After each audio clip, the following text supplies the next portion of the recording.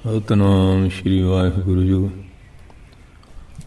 ਵਾਹਿਗੁਰੂ ਕਹਿੰਦੇ ਇਸ ਅਧਿਆਇ ਵਿੱਚ ਗਿਆਨ ਪ੍ਰਾਪਤੀ ਦਾ ਨੁਕਸ਼ਾ ਹੈ। ਇਸ ਬ੍ਰਹਮ ਗਿਆਨ ਦਾ ਉਪਦੇਸ਼ ਹੈ। ਇਸ ਲਈ ਇਸ ਨੂੰ ਗਿਆਨ ਦਾ ਸਾਗਰ ਕਿਹਾ ਹੈ। ਇਸ ਵਿੱਚ ਸਭ ਤੋਂ ਪਹਿਲੇ ਅਸੀਂ 5 ਤੱਤਵ ਸਰੀਰ ਦਾ ਵਰਣਨ ਕਰਾਂਗੇ। 5 ਤੱਤਵ ਜਾਂ ਭੂਤ ਦਾ ਸਰੀਰ। ਸਾਡਾ ਸਰੀਰ 5 ਤੱਤਵੋਂ ਜਾਂ ਭੂਤੋਂ ਨਾਲ ਮਿਲ ਕੇ ਬਣਿਆ ਹੈ। 5 ਤੱਤ ਇਹ ਹਨ: ਪ੍ਰਿਥਵੀ, ਜਲ, ਅਗਨੀ ਜਾਂ ਤੇਜ, ਪਵਨ ਜਾਂ ਵਾਯੂ ਅਤੇ ਆਕਾਸ਼। ਆਕਾਸ਼, ਵਾਯੂ, ਅਗਨੀ, ਜਲ, ਧਰਤੀ 5 ਹੋ ਗਏ। 5 ਭੂਤੋਂ ਜਾਂ ਤੱਤਾਂ ਦਾ ਐਲੀਮੈਂਟਸ ਦੀ ਉਤਪਤੀ ਕਿਸ ਤਰ੍ਹਾਂ ਹੋਈ ਹੈ। ਈਸ਼ਵਰ ਇੱਛਾ ਮਾਤਰ ਸੇ ਭਏ ਪ੍ਰਕਿਰਤ ਮੈਂ ਖੋਬ, ਤਾਂ ਸੋ ਨਭ ਪ੍ਰਗਟ ਭਇਓ। ਸਾਥ शब्द गुण शोभ। नभ से वायु, वायु से तेज, तेज से नीर, नीर से पृथ्वी प्रगट हुई। भागत मुनवर धीर। आकाश तो हवा, हवा तो अपने जल, जल तो अपने अग्नि, अग्नि तो धरती है। ये 5 तत्त ਜਿਹੜੇ ਹੈਗੇ ਆ। अर्थात ईश्वर इच्छा ਹੁੰਦੇ ਹੀ ਤਮੋ ਗੁਣ ਪ੍ਰਧਾਨ ਪ੍ਰਕਿਰਤੀ ਤੋਂ ਆਕਾਸ਼ ਆਦਿ 5 ਮਹਾਭੂਤ ਪੈਦਾ ਹੋਏ ਅਤੇ ਨਾਲ ਹੀ ਸ਼ਬਦ, ਸਪਰਸ਼, ਰੂਪ, ਰਸ, ਗੰਧ 5 ਤੂਤਾਂ ਦੇ 5 ਭੂਤੋਂ ਦੇ 5 ਗੁਣ ਪੈਦਾ ਹੋਏ। ਰੰਗ ਵੀ ਇਹਨਾਂ 5 ਤੱਤਾਂ ਦੇ ਹਨ। ਪ੍ਰਿਥਵੀ ਦਾ ਰੰਗ ਪੀਲਾ ਹੈ, ਪਵਨ ਦਾ ਰੰਗ ਸਬਜ਼ ਹਰਾ ਹੈ, ਜਲ ਦਾ ਰੰਗ ਸਫੈਦ ਹੈ, ਅਗਨੀ ਦਾ ਰੰਗ ਲਾਲ ਹੈ, ਆਕਾਸ਼ ਦਾ ਰੰਗ ਕਾਲਾ ਹੈ। ਇਹਨਾਂ ਰੰਗਾਂ ਦਾ ਪ੍ਰਮਾਣ ਇਹ ਹੈ ਕਿ ਜਦੋਂ ਬੀਜ ਬੀਜਿਆ ਜਾਂਦਾ ਹੈ ਤਾਂ ਪ੍ਰਿਥਵੀ ਵਿੱਚ ਪੌਦੇ ਦਾ ਰੰਗ ਪੀਲਾ ਹੁੰਦਾ ਹੈ। ਪਾਣੀ ਦਿੱਤਾ ਜਾਵੇ ਤੇ ਰੰਗ ਸਫੈਦ ਹੋ ਜਾਂਦਾ ਹੈ। ਜਦੋਂ ਹਵਾ ਲੱਗੇ ਤਦ ਸਬਜ਼ ਹੋ ਜਾਂਦਾ ਹੈ। ਜਦੋਂ ਆਕਾਸ਼ ਦਾ ਪ੍ਰਕਾਸ਼ ਹੁੰਦਾ ਹੈ ਰੰਗ ਕਾਲਾ ਹੁੰਦਾ ਹੈ। ਜਦੋਂ ਸੂਰਜ ਦਾ ਪ੍ਰਕਾਸ਼ ਹੁੰਦਾ ਹੈ ਰੰਗ ਲਾਲ ਹੁੰਦਾ ਹੈ। 5 ਤੱਤਾਂ ਦੇ 5 ਵਿਸ਼ੇ। 5 ਤੱਤਾਂ ਦੇ 5 ਹੀ ਵਿਸ਼ੇ ਹਨ। ਸ਼ਬਦ ਵਿਸ਼ਾ ਆਕਾਸ਼ ਦਾ ਹੈ। ਕਈ ਵਾਰੀ ਆਕਾਸ਼ ਦੜਮ ਮਦਣੀ ਹੁੰਦਾ। ਉਸ ਸਪਰਸ਼ ਵਿਸ਼ਾ ਵਾਯੂ ਦਾ। ਹਵਾ ਉਵੇਂ ਦੀਦੀ ਨਹੀਂ, ਛੂਹਣ ਤੋਂ ਪਤਾ ਲੱਗਦਾ ਤੱਤੀ ਹੈ ਕਿ ਠੰਡੀ ਹੈ। ਰੂਪ ਦਾ ਵਿਸ਼ਾ ਅਗਨ ਹੈ। ਹਾਂਜੀ। ਅਤੇ ਰਸ ਦਾ ਵਿਸ਼ਾ, ਰਸ ਵਿਸ਼ਾ ਜਲ ਦਾ ਅਤੇ ਗੰਧ ਵਿਸ਼ਾ ਪ੍ਰਿਥਵੀ ਦਾ। ਹਾਂਜੀ। ਆਕਾਸ਼ ਤੋਂ ਸ਼ਬਦ ਹੋ ਗਿਆ, ਵਾਯੂ ਤੋਂ ਸਪਰਸ਼ ਹੋ ਗਿਆ, ਔਰ ਅੱਗ ਤੋਂ ਰੂਪ ਹੋ ਗਿਆ, ਪਾਣੀ ਤੋਂ ਰਸ ਹੋ ਗਿਆ, ਅਤੇ ਗੰਧ ਵਿਸ਼ਾ ਪ੍ਰਿਥਵੀ ਦਾ। ਗੰਧ ਸੁਗੰਧੀ ਦੁਰਗੰਧੀ ਪ੍ਰਿਥਵੀ ਦਾ, ਧਰਤੀ ਦਾ। ਅਰਥਾਤ ਸ਼ਬਦ, ਸਪਰਸ਼, ਰੂਪ, ਰਸ, ਗੰਧ ਇਹ 5 ਵਿਸ਼ੇ ਹਨ। ਸ਼ਬਦ ਕੰਨਾਂ ਦਾ ਵਿਸ਼ਾ ਹੈ। ਕੰਨ ਜਿਹੜਾ ਪੋਲਾਪਨ ਹੈ ਉਹ ਆਕਾਸ਼ ਦਾ। ਹਾਂਜੀ। ਹਿਰਨ ਨੂੰ ਸ਼ਬਦ ਦਾ ਵਿਸ਼ਾ ਹੈ। ਅਰਥਾਤ ਕੰਨ ਰਸ ਦਾ ਵਿਸ਼ਾ। ਇਹ ਸ਼ਬਦ ਵਿਸ਼ੇ ਨਾਲ ਉਹ ਮਰ ਜਾਂਦਾ। ਜਿਹੜੇ ਬੀਣਾ ਵਜਾਉਂਦੇ ਆ ਉੱਥੇ ਲੋਟ ਪੋਟ ਹੋ ਜਾਂਦਾ। ਸ਼ਿਕਾਰੀ ਕਸਤੂਰੀ ਲੈਣ ਵਾਸਤੇ ਲੋਗੋਜਾ ਵਜਾਉਂਦੇ ਹਨ ਅਤੇ ਮਸਤ ਹੋ ਕੇ ਸੁਣਦਾ ਹੈ ਅਤੇ ਫੜਿਆ ਜਾਂਦਾ ਹੈ। ਸਪਰਸ਼ ਤਵਚਾ ਚਮੜੀ ਦਾ ਵਿਸ਼ਾ ਹੈ। ਹਾਥੀ ਸਪਰਸ਼ ਦੇ ਵਿਸ਼ੇ ਤੋਂ ਬੰਨ੍ਹਿਆ ਜਾਂਦਾ ਹੈ। ਸ਼ਿਕਾਰੀ ਟੋਆ ਪੁੱਟ ਕੇ ਉੱਪਰ ਨਰਮ ਛੱਤ ਪਾ ਕੇ ਕਾਗਜ਼ ਦੀ ਹਥਨੀ ਬਣਾ ਕੇ ਘੜੀ ਕਰ ਦਿੰਦੇ ਹਨ। ਹਾਥੀ ਨੂੰ ਸਪਰਸ਼ ਦਾ ਵਿਸ਼ਾ ਹੈ। ਉਹ ਕਾਗਜ਼ ਦੀ ਹਥਨੀ ਨੂੰ ਵੇਖ ਕੇ ਵਿਸ਼ੇ ਭਾਵਨਾ ਟੋਏ ਵਿੱਚ ਡਿੱਗ ਪੈਂਦਾ ਹੈ ਅਤੇ ਫੜਿਆ ਜਾਂਦਾ ਹੈ। ਰੂਪ ਨੇਤਰਾਂ ਦਾ ਵਿਸ਼ਾ ਹੈ। ਪਤੰਗੇ ਨੂੰ ਰੂਪ ਵਿਸ਼ਾ ਆ ਜਿਹੜੇ ਭਵਕੜੇ ਦੀਵੇ ਦੀ ਲਾਟ 'ਤੇ ਸੜਦੇ ਆ, ਉਹ ਰੂਪ ਨੂੰ ਦੇਖਣ ਦੇ ਲਈ ਦੀਵੇ 'ਤੇ ਜਾ ਕੇ ਸੜ ਜਾਂਦਾ ਹੈ। ਰਸ ਜੀਵ ਦਾ ਵਿਸ਼ਾ ਹੈ, ਮਛਲੀ ਨੂੰ ਰਸ ਦਾ ਵਿਸ਼ਾ ਹੈ।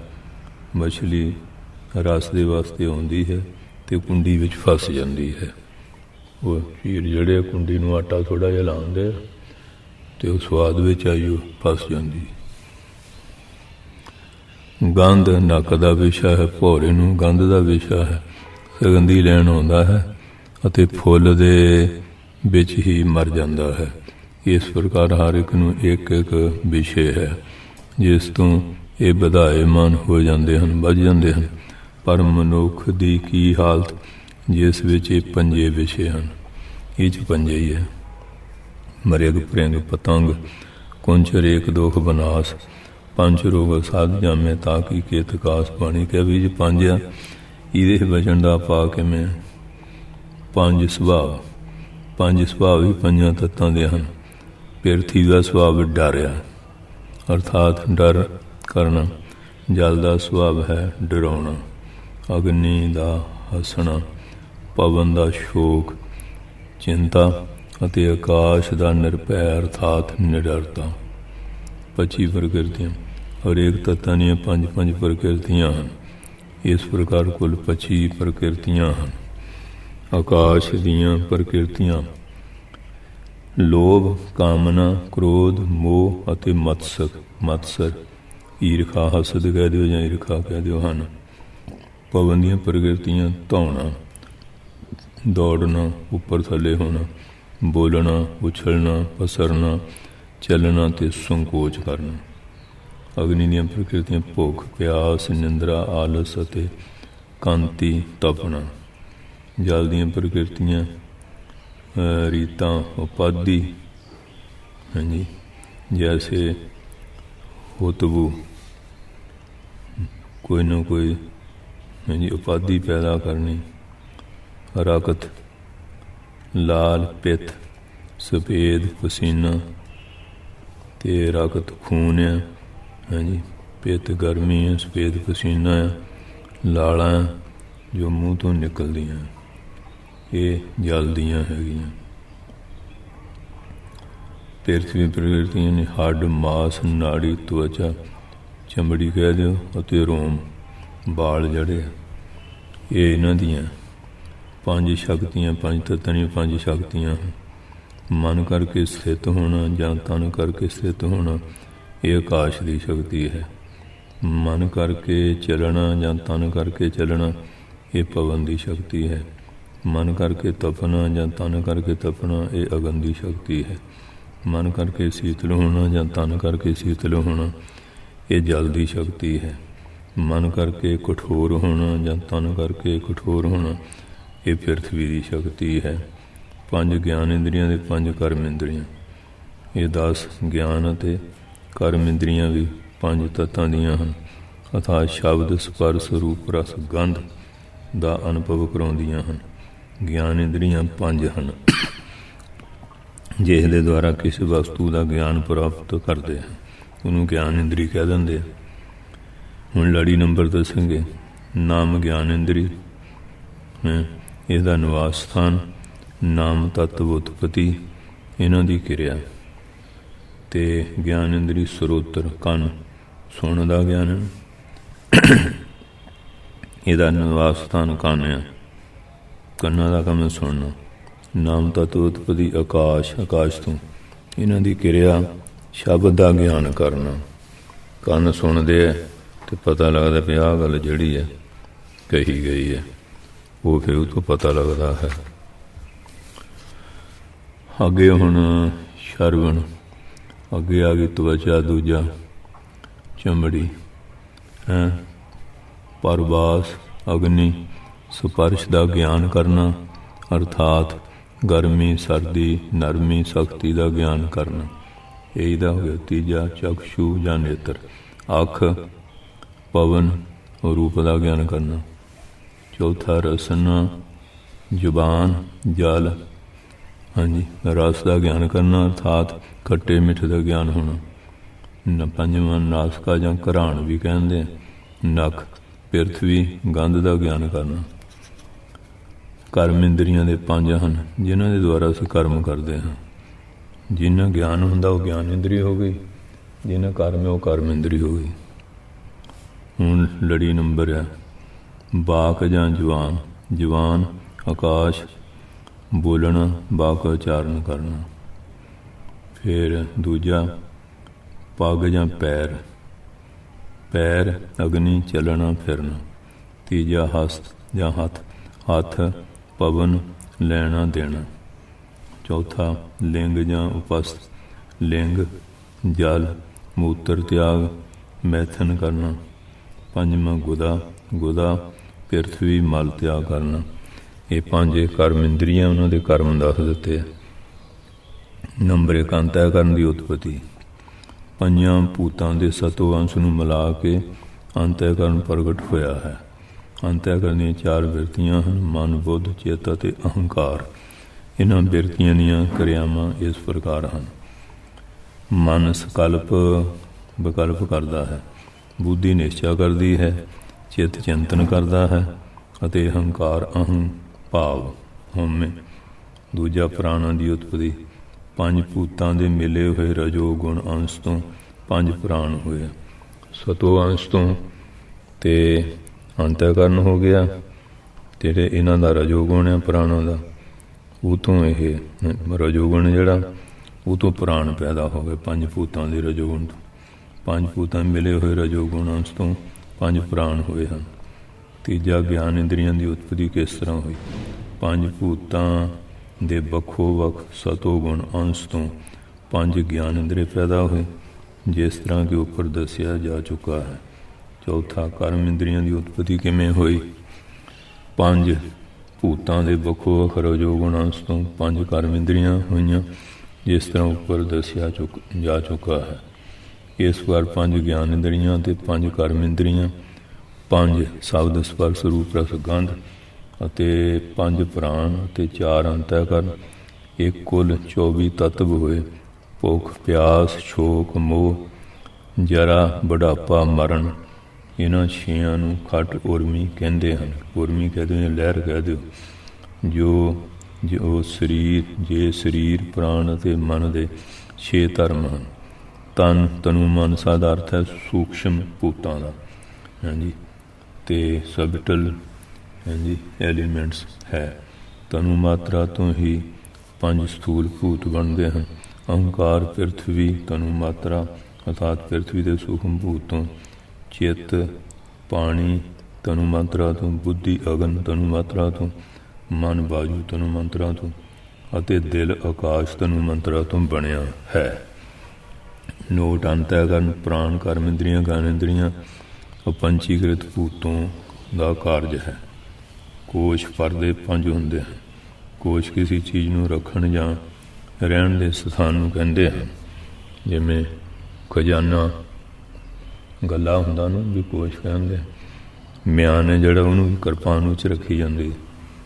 ਨੰਬਰ 1 ਅਨਮੈ ਕੋਸ਼ ਪਰਦਾ ਖਾਕੀ, ਹਾਂਜੀ, ਇਹ ਮਿੱਟੀ ਤੋਂ ਪਿਤਾ ਦੇ ਬੀਰਜ ਅਤੇ ਮਾਤਾ ਦੇ ਰਾਜ ਤੋਂ ਅੰਨ ਰੂਪ ਸਰੀਰ ਦੀ ਉਤਪਤੀ ਹੁੰਦੀ ਹੈ ਅਤੇ ਅੰਨ ਨਾਲ ਹੀ ਇਸ ਦੀ ਪਾਲਣਾ ਹੁੰਦੀ ਹੈ। ਇਹ ਜੋ ਸਰੀਰ ਹੈ ਸੋ ਅੰਨਮੈ ਕੋਸ਼ ਹੈ, ਅਰਥਾਤ ਅੰਨ ਦੇ ਰਹਿਣ ਦਾ ਸਥਾਨ। ਇਹ ਸੁੱਖ ਦੁੱਖ ਅਤੇ ਵਿਸ਼ੇ ਭੋਗ ਦਾ ਸਥਾਨ ਹੈ।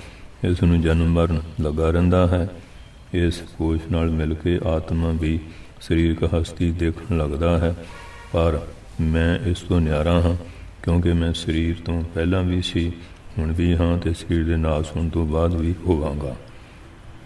ਦੂਜਾ ਪ੍ਰਾਣਮੈ ਕੋਸ਼ ਪਰਦਾ ਹਵਾਈ, ਹਵਾ 5 ਕਰਮ ਇੰਦਰੀਆਂ ਅਤੇ 5 ਪ੍ਰਾਣ, ਇਹ ਪ੍ਰਾਣਮੈ ਕੋਸ਼ ਹੈ। ਮੈਂ ਪ੍ਰਾਣਮੈ ਕੋਸ਼ ਤੋਂ ਨਿਆਰਾ ਹਾਂ ਕਿਉਂਕਿ ਜਦੋਂ ਮਨੁੱਖ ਸੁੱਤਾ ਹੁੰਦਾ ਹੈ ਤਾਂ ਪ੍ਰਾਣ ਤਾਂ ਚੱਲਦੇ ਰਹਿੰਦੇ ਹਨ, ਪਰ ਘਰ ਆਏ ਚੋਰ ਨੂੰ ਨਹੀਂ ਰੋਕਦੇ, ਨਾ ਕਿਸੇ ਦੀ ਸੇਵਾ ਕਰਦੇ ਹਨ। ਇਸ ਲਈ ਜੜ ਹੈ, ਲੇਕਿਨ ਮੈਂ ਚੇਤਨ ਅਵਿਨਾਸ਼ੀ ਹਾਂ। ਤੀਜਾ ਮਨੋਮੈ ਕੋਸ਼ ਪਰਦਾ ਖਿਆਲ, ਮਨ ਅਤੇ 5 ਗਿਆਨ ਇੰਦਰੀਆਂ ਨੂੰ ਮਿਲ ਕੇ ਮਨੋਮੈ ਕੋਸ਼ ਬਣਦਾ ਹੈ। ਇਹ ਵੀ ਜੜ ਹੈ।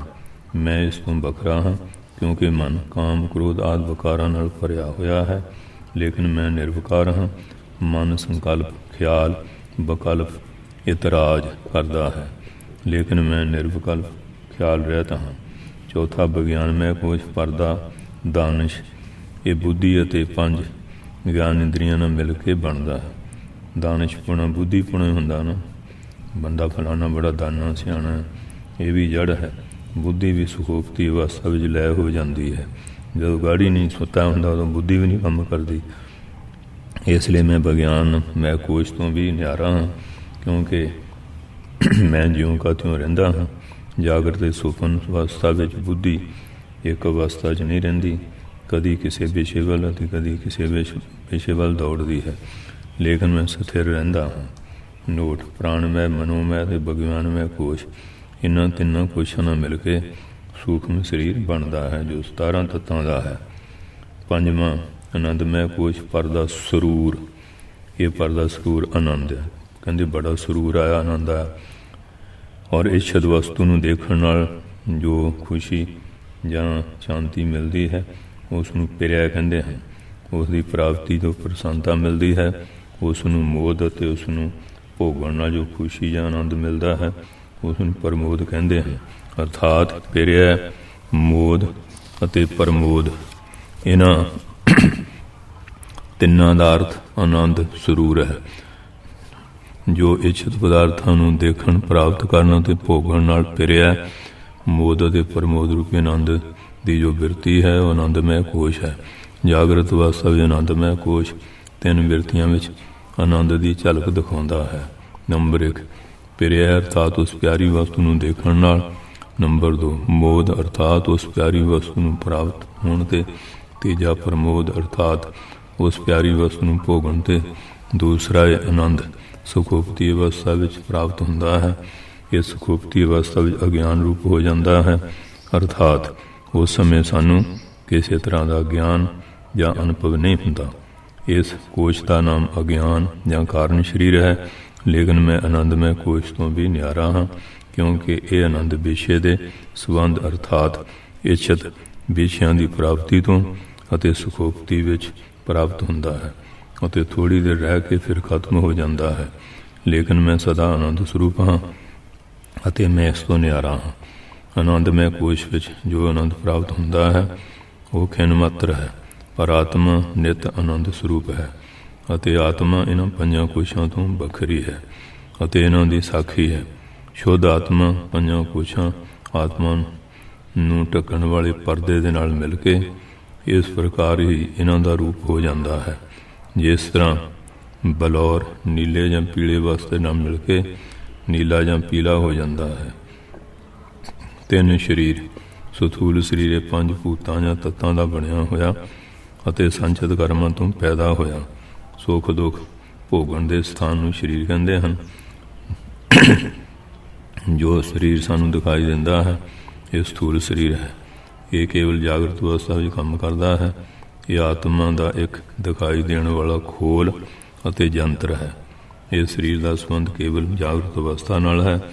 ਇਸ ਦੇ ਸੁੱਖ ਦੁੱਖ ਜਾਗਰਤ ਅਵਸਥਾ ਵਿੱਚ ਹੀ ਮਾਲੂਮ ਹੁੰਦੇ ਹਨ। ਜਾਗਰਤ ਵਿੱਚ ਸਾਰਾ ਕੰਮ ਸਥੂਲ ਸਰੀਰ ਦੁਆਰਾ ਹੀ ਕੀਤਾ ਜਾਂਦਾ ਹੈ। ਦੂਜਾ ਲਿੰਗ ਜਾਂ ਸੂਖਮ ਸਰੀਰ ਅਸਟਰਲ ਔਰ ਸਬਟਲ ਬੋਡੀ, ਇਹ ਪੰਜ ਭੂਤਾਂ ਤੋਂ ਬਣਿਆ ਹੈ। ਇਹ ਪੰਜ ਪ੍ਰਾਣ, ਪੰਜ ਕਰਮ ਇੰਦਰੀਆਂ, ਪੰਜ ਗਿਆਨ ਇੰਦਰੀਆਂ, ਮਨ ਅਤੇ ਬੁੱਧ, ਇਹਨਾਂ ਸਾਰਿਆਂ ਤੱਤਾਂ ਤੋਂ ਬਣਿਆ ਹੈ। ਇਹ ਭੋਗ ਕਰਨ ਦਾ ਸਾਧਨ ਹੈ। ਜੇਕਰ ਸਥੂਲ ਸਰੀਰ ਨੂੰ ਯੰਤਰ ਕਿਹਾ ਜਾਏ ਤਾਂ ਸੂਖਮ ਸਰੀਰ ਇਸ ਯੰਤਰ ਨੂੰ ਕੰਮ ਵਿੱਚ ਲਾਉਣ ਵਾਲੀ ਸ਼ਕਤੀ ਹੈ। ਇਹ ਸਰੀਰ ਸੁਪਨ ਅਵਸਥਾ ਵਿੱਚ ਕੰਮ ਕਰਦਾ ਹੈ। ਇਹ ਸਰੀਰ ਮਰਨ ਤੋਂ ਬਾਅਦ ਨਾਲ ਜਾਂਦਾ ਹੈ। ਤੀਜਾ ਕਾਰਨ ਸਰੀਰ, ਇਹ ਅਹੰਕਾਰ ਅਹੰ ਭਾਵ ਨੂੰ ਸਦਾ ਜਾਗਰਤ ਕਰਨ ਵਾਲਾ ਹੈ। ਮੈਂਪਨ ਹੀ ਕਾਰਨ ਸਰੀਰ ਹੈ। ਇਹ ਸਰੀਰ ਸੁਖੋਪਤੀ ਅਵਸਥਾ ਵਿੱਚ ਕੰਮ ਕਰਦਾ ਹੈ। ਇਸ ਦਾ ਸੰਬੰਧ ਸੁਖੋਪਤੀ ਅਵਸਥਾ ਨਾਲ ਹੈ। ਇਹਨਾਂ ਤਿੰਨਾਂ ਸਰੀਰਾਂ ਦਾ ਵਰਣਨ ਅਸੀਂ ਇਸ ਤਰ੍ਹਾਂ ਕਰ ਸਕਦੇ ਹਾਂ। ਕਾਰਨ ਸਰੀਰ ਅਗਿਆਨ ਸਮਝ, ਜੋ चेतन को फरमाया है, सच सच्चा स्वरूप वारण किया और जीव नाम कहलाया है। कारण सिर अज्ञान समझ लो है, चेतन ਨੂੰ ਭਰਮਾ ਰਿਹਾ, ਸੱਚ ਸਰੂਪ ਨੂੰ ਅਵਾਰਨ ਢੱਕ ਲਿਆ, ਉਹਨੂੰ ਜੀਵ ਕਹਿੰਦੇ। ਪੰਜ ਪ੍ਰਾਣ ਅੰਤःਕਰਨ ਇੰਦਰੀਆਂ ਮਿਲ ਜਾਂਦੀ ਹੈ। ਪੰਜੇ ਪ੍ਰਾਣ ਅੰਤःਕਰਨ ਇੰਦਰੀਆਂ ਮਿਲ ਜਾਂਦੀਆਂ ਹਨ। 17 ਜਾਂ 19 ਸਤਵੋਂ की जय सूखम देह कहलाती। 17 ਜਾਂ 19 तत्तां की सूखम देह कहती है। फिर सूखम ही सथूल हुआ। ये 5 भूत मिला करके ये कहते 5 जड़े तत्त मिला के ये शरीर बन जाता है। इस तरह जगत निर्माण हुआ और देह बनी नर नारी के। इस तरह जगत का बनावट बन गई है। इसका घाट घड़ी है, कोई स्त्री है चाहे पुरुष है। ये तिन्ने परदे गिलाफ आत्मा के चढ़े हुए हैं, लेकिन आत्मा इन्होंने तिनों शरीरों तो न्यारा है। 4 अवस्था जागृत अवस्था। जागृत की इस अवस्था में सथूल शरीर काम करता है। दूजा सुपन अवस्था, ये 17 तत्तां का सूखम शरीर काम करता है। जो सूखम शरीर काम करता है तो वह सुपन अवस्था होती है। सुखोपती अवस्था। तीजा सुखोपन या सुखोपती अवस्था में किसी प्रकार का ज्ञान या अनुभव परसैप्शन नहीं होंदा। इस विच मन सूखम बीज रूप में रहिंदा है। इसका प्रमाण नफी कथन है कि मैनू उस समय कुछ पता नहीं सी। इस अवस्था में यह नफी याददाश्त या सिमरती ही मन दे होण दा प्रमाण है। जदों स्थूल और सूखम समाज अज्ञान में लीन हो तो केवल आनंद घन अवस्था है गाड़ी। ये सुखोपती अवस्था है। ये आनंद सरूर की अवस्था में कारण शरीर काम करता है।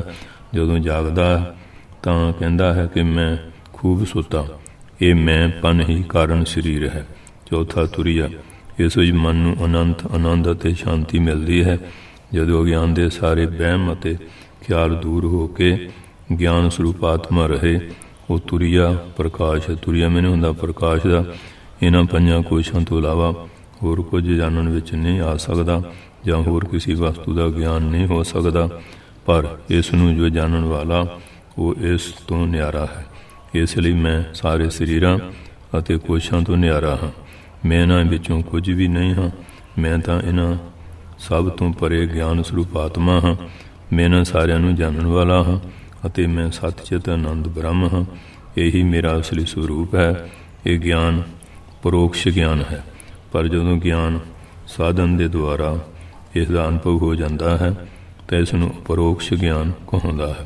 समान ज्ञान कह दो, अपरोक्ष विशेष ज्ञान अते मनुख मुक्ति का अधिकारी बन जाता है।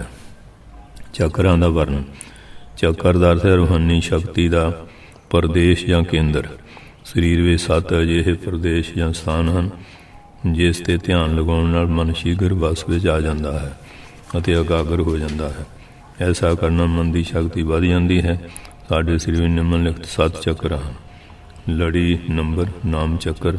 नाम प्रदेश या स्थान। पहला शिखर मेरू या सहस्रार जिहड़ा 10वें द्वार विच है। बरंबर अंदर विच अर्थात सिर विच जिथे चोटी हुंदी है उत्थे है। दूजा आ गया भृगटी या त्रिगटी विच दोनों परवटियां दे मध विचाले दा प्रदेश। तीजा बसुद्ध कंठ विच इंदी नैक और गल विच। चौथा अनाहत हिरदे विच। पंजवां मणिपुर नाभि विच। छेवां स्वै अधिष्ठान लिंग which at the root of the origin. और 7वां मूलाधार गुदा विच एट दी अनस। इन्हां चक्रां दे थल्ले एक ये शक्ति सपनी की तरह कुंडल मार के बैठी हुई है जिसनूं कुंडलनी कहते हैं। सप की तरह 3 कुंडल मार के इत्थे महाशक्ति मूलाधार में सुती हुई है। रीढ़ की हड्डी जिथे जाके खत्म होंदी है उत्थे वो अपने मूँह विच सोखमना नूं फड़ी बैठी है। इसका मूँह खुल जाए तो योग दे लई कल्याण का मार्ग खुल जाता है। दिल विच 101 प्रधान नाड़ियां हैं जो इत्थे लैके सारी तरफ फैलियां हुई हैं। इन्हां विचों एक नाड़ी सोखमना दिल तो मस्तक तक गई है।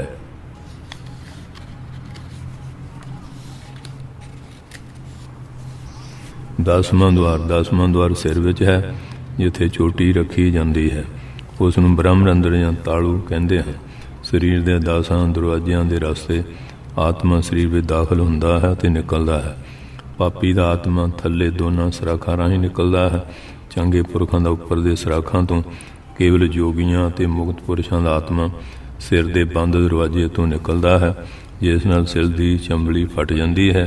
10ਵਾਂ ਦੁਆਰ ਗੁਪਤ ਬਣਾਇਆ ਹੈ, ਅਰਥਾਤ ਉੱਥੇ ਕੋਈ ਸੁਰਾਖ ਨਹੀਂ, ਉਹ ਦੁਆਰ ਬੰਦ ਹੈ। ਓਮ ਦਾ ਦਰਸ਼ਨ। Meditation is an eyes to see God. Start the day with God, end the day with God, fill the day with God and live the day with God. Discriminate and develop dispassion, meditate, realize। ਇਹ ਸਵਾਮੀ ਹਾਂਜੀ ਸ਼ਿਵਾਨੰਦ ਜੀ ਨੇ ਓਮ ਦੇ ਦਰਸ਼ਨ ਬਾਰੇ ਲਿਖਿਆ। ਆਤਮਾ ਕੀ ਹੈ? ਆਤਮਾ ਪਰਮਾਤਮਾ ਦਾ ਇੱਕ ਵਿਨਾਸ਼ੀ ਅੰਸ਼ ਹੈ।